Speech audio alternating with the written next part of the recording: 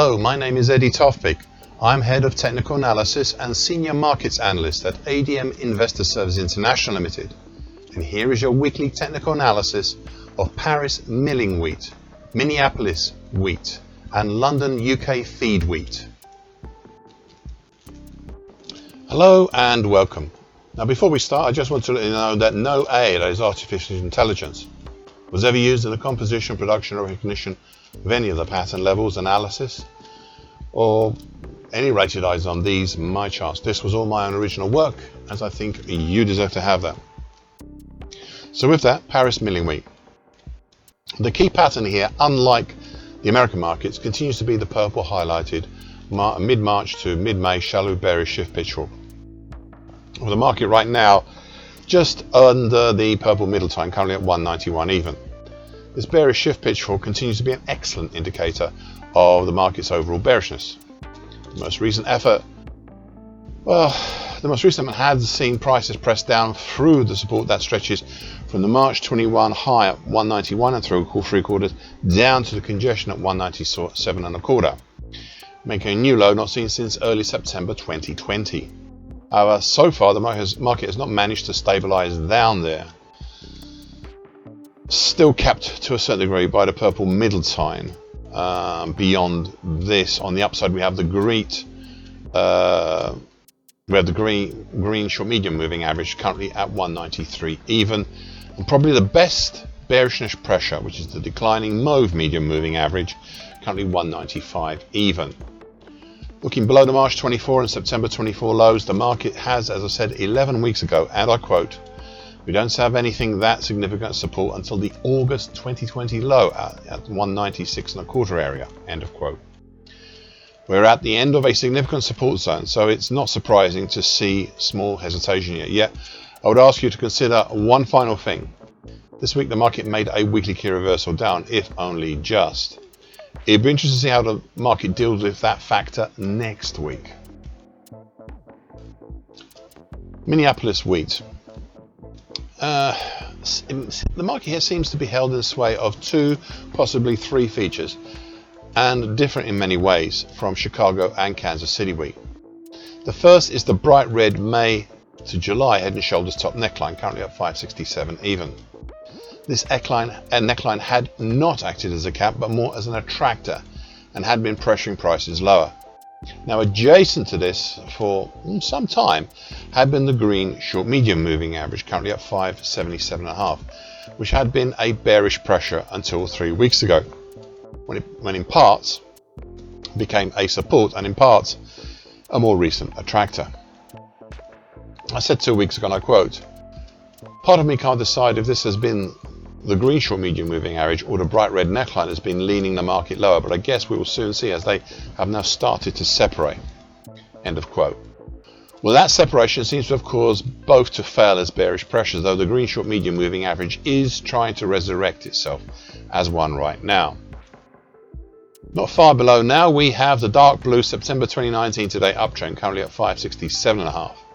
This one has been realigned so many times, but it finally seems to have found its groove here. There is no real double bottom pattern here as we have seen elsewhere, but that doesn't mean we will not be immune to results of such patterns elsewhere, so just be aware of that. However, there's a larger pattern which I will draw your attention to once more. Now, I spoke about this pattern 14 weeks ago, and ever since, when I said, and I quote, it's a bit of a long quote, "We're also possibly on the threshold of a really big pattern, a December 24 to date possible cat's ears pattern. This is a bearish pattern, but the discussion for this, which I have postponed for a couple of weeks, may be coming up and real soon. We're about to trigger the downside opportunities of such a pattern. It is a long-term pattern, but I urge you to keep remembering this idea, as if we travel and stabilize a little lower than where we are, I may feel obliged to deploy along with its ramifications," end of quote.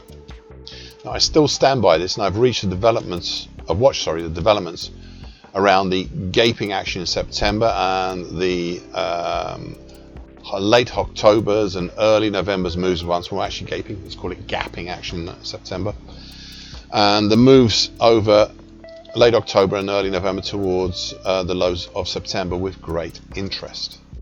We are still relatively close to triggering this pattern, and this is where two other factors may be playing a crucial role. The first is the bearish pressure of the declining mauve medium moving average, currently at 583.25. This doesn't have pedigree in pressing the market lower, but it's still nevertheless sitting there.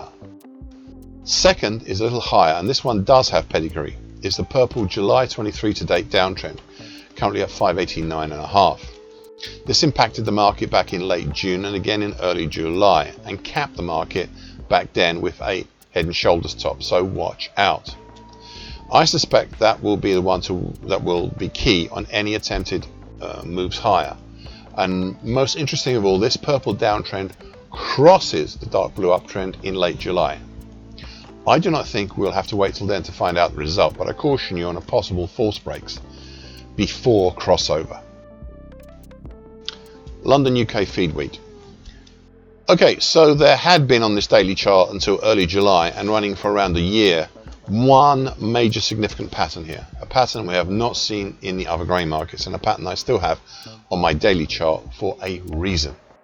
The pattern is the bright red late May to early July 2024 bearish shift picture. In early July, due to changeover, we had a very large gapping move higher up and out of this pattern beyond the bright red upper time, which is currently at 158.10. Now, please remember that 158.10 level, and also the idea of the bright red upper time, as it will show up again shortly.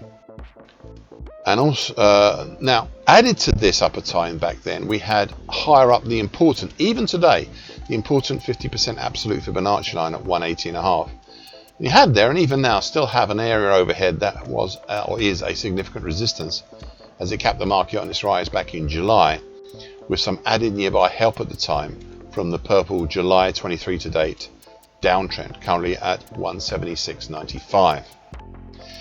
Since that peak, we have seen prices ease lower, moving eventually below all the moving averages and penetrating, but not consistently, pushing below the previously mentioned bright red broken upper time, seemingly happy to slide along the top side of the bright red upper time for quite a while, until parting company in early November.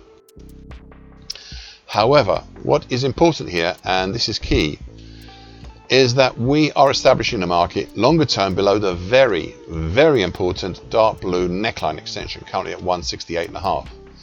A neckline to a pair of very long-term patterns, which I'll shortly detail.